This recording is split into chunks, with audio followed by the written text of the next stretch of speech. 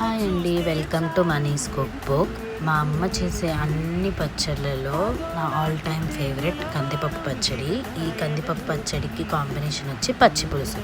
ఆ రెసిపీ ఇప్పుడు మీతో షేర్ చేసుకుంటున్నాము, వీడియో చూసేయండి.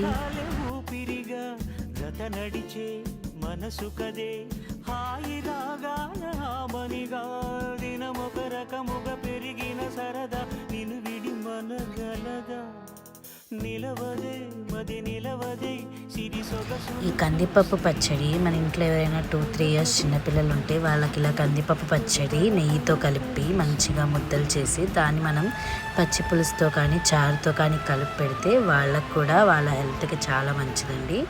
ఇది మొత్తం ప్రోటీన్ కాబట్టి నెయ్యితో కలిపి పచ్చి పులుసు అవన్నీ కలిపి పెడితే వాళ్ళు కూడా చాలా బాగా తింటారు. మీరు కూడా ఒకసారి ట్రై చేసి ఎలా ఉందో మాకు చెప్పండి. బాయ్.